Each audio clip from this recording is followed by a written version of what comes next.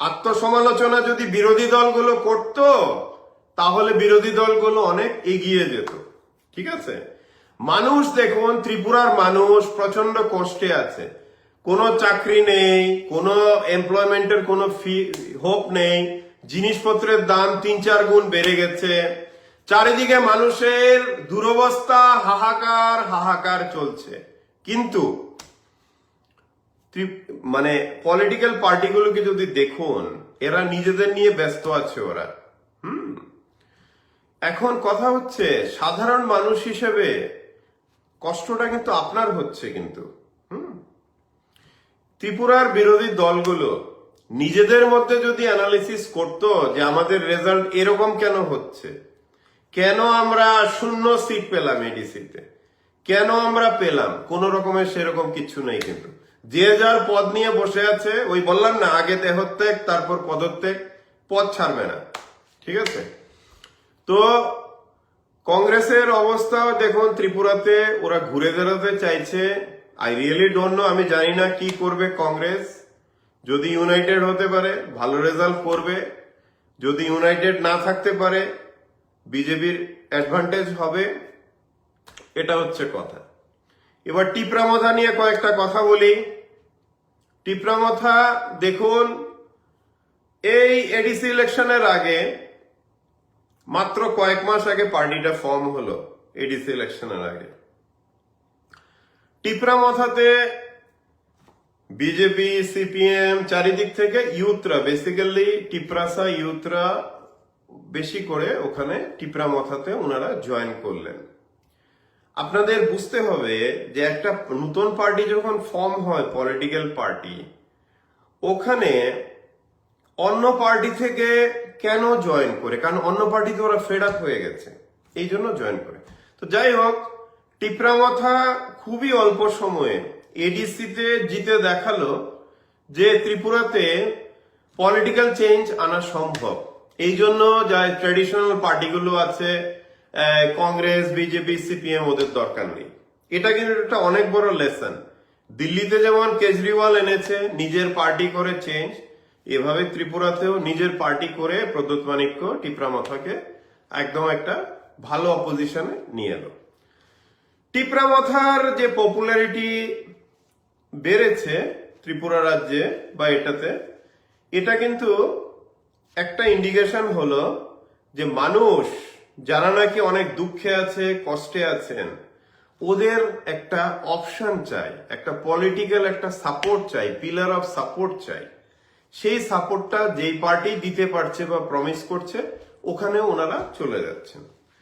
তো টিপ্রামথা এখন যেভাবে চলছে, যদিও এটা খুবই নতুন পার্টি, কিন্তু রেজাল্টগুলো ওরা ভালোই করে যাবে। টিপ্রামথা আমি যতটুকু শুনেছি, ভিলেজ কাউন্সিলের আগামী যে ইলেকশন আসছে, 500-র উপরে সিটের মধ্যে ওরা খুব সম্ভব 400-র কাছাকাছি পাবে, অ্যাবসলিউট মেজরিটি পেয়ে যাবে ওখানে। আর আগামী বিধানসভা ইলেকশনেও টিপ্রামথা 17টা থেকে 18টা অ্যাসেম্বলি সিটে জিতবে, দ্যাট ইজ শিওর। এবার কথা হলো, টিপ্রামথা কেন জিতবে এসব জায়গাতে? এটা খুব সিম্পল, কারণ টিপ্রামথার যে অ্যাসেম্বলি গুলো আছে, ওখানে বিজেপির কোনো বাইক বাহিনী, কোনো গুন্ডা বাহিনী ঢুকতেই পারবে না, ঢুকলে পরেই কেলানো খাবে। তো ইট কামস টু মাসল পাওয়ার, যেটা আমি প্রথম থেকে বলছি। সিপিএমও যদি এখন থেকে মাসল পাওয়ার না স্টার্ট করতে পারে, ইলেকশন জেতার কথা ভুলে যেতে হবে। দেখুন, ফেসবুকে বা মানুষের ক্ষোভ দিয়ে, উগরিয়ে, ওসব দিয়ে আপনাদের ভোট জেতা যায় না। ত্রিপুরার অপোজিশন পার্টিগুলোর একটা মানে সব থেকে বড় প্রবলেম হলো দূরদর্শিতার অভাব, আর ওরা বাস্তবটাকে বুঝতে পারে না। যেমন ধরুন, আমি বলছি, মানুষ বিজেপির এই 4 বছরের রুলে তিতিবিরক্ত, ক্ষেপে আছে, চারিদিকে হাহাকার। অপোজিশন পার্টির লিডাররা ওরা ভাবছে কি জানেন, আরে মানুষ তো পুরো ক্ষেপে আছে, রেগে আছে, তো অ্যান্টি ইনকুবেন্সি ওয়েব থেকে তো আমরা এমনিতেই জিতে যাব। আমাদের কোন দরকার রাস্তায় গিয়ে মাসল ফোলানোর, কোন দরকার আমাদের বিরোধিতা করার, আমরা তো এমনিতেই জিতে যাব। That is a biggest mistake যেটা সিপিএম করেছে বিভিন্ন ইলেকশন গুলোকে।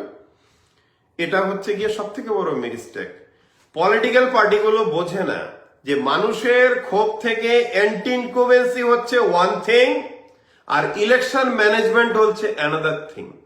ইলেকশনটা ম্যানেজ করতে কিন্তু, যেমন বিজেপির প্রসঙ্গে আসছি আমি এবার, বিজেপির কিন্তু পুরো ডিসিপ্লিন অর্গানাইজড, ওদের সমস্ত কিছু আছে। ওদের দিল্লি থেকে বম্বে থেকে ওদের টিমগুলো আসবে, পুরো ওদের কম্পিউটারে কোন ইয়েতে কত ভোটার, কত বিজেপির, কত নন বিজেপি, কি করে ওদেরকে বিভিন্ন রকমের প্রতিশ্রুতি দিয়ে, যেমন ধরুন মিস করলে চাকরি বলুন, যে কোনো ধরনের যে যেভাবে পটে, বাস ওই রকম প্রতিশ্রুতি দিয়ে ওদের ভোটটা নেওয়া, দরকার হলে পকেটে 500-1000 টাকা করে ভোটের আগের দিন দেওয়া, তারপরে ইলেকশন বুথগুলোকে যতগুলোকে রিগিং করা যায়, এটাও কিন্তু ম্যানেজমেন্ট ওদের করা যায়।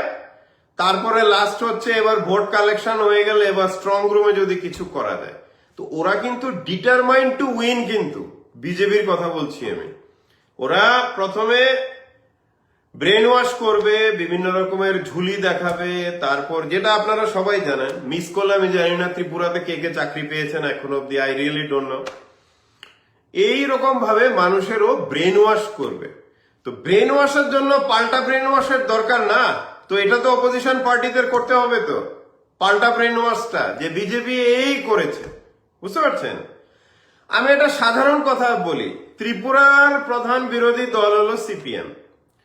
2019-এর এই যে ওয়েস্ট ত্রিপুরা, এই যে লোকসভা যে সিটটা যে ছিল, 700-র উপরে বুথে রিগিং যে হয়েছে, ছাপ্পা হয়েছে, পুরো সিসিটিভি ফুটেজ আছে ইলেকশন কমিশনের। ওইটা নিয়ে যদি ত্রিপুরা সিপিএম যদি সুপ্রিম কোর্টে ভালো লয়ার লাগিয়ে যদি এটার পেছনে পড়তো না, এই ওয়েস্ট ত্রিপুরা লোকসভার সিটটাই ক্যান্সেল হয়ে যায়। মানে ইলেকশন এই যে জিতেছে বিজেপি থেকে, পুরোটা ক্যান্সেল হয়ে যায়, আবার রি ইলেকশন হতো। কিন্তু এটা করলো না, তো এটা কেস ফাইল করে ছেড়ে দিল। তো সব জায়গাতে তো এরকমই তো হচ্ছে। ত্রিপুরার মেন অপোজিশন পার্টির আইটি সেল বলে কিছু নেই, বা অল্প কিছু আছে। লিগ্যাল সেল তো খুবই দুর্বল। কেউ ধরা পড়লো, কিছু হলো, legal cell is very weak. তারপর যে ইস্যুগুলো আছে, যেগুলোতে প্রুফ আছে, এগুলো নিয়ে যে কোর্টে নাড়াচাড়া দেবে, যুদ্ধ যে করবে, সে যুদ্ধের কোনো ইচ্ছাই নেই, কোনো ইমোশন বলতে জিনিসটাই নেই। তো এরা কি করে ইলেকশনে জিতবে? এই জন্য এডিসি বোর্ডে লাড্ডু পেয়েছে, ভিলেজ কাউন্সিল বোর্ডেও লাড্ডু পাবে, তারপর এই এখন বাই ইলেকশন গেল, এটাতেও লাড্ডু পেয়েছে। এইভাবেই চলবে আর কি, কেমন? তো এই আমি কথাগুলো বলছি আপনাদের চোখ কান খোলার জন্য। এতে আমার কোনো পার্সোনাল কোনো এখানে বেনিফিট নেই, কারণ আমি যা দেখি তা বলি, তাই বললাম।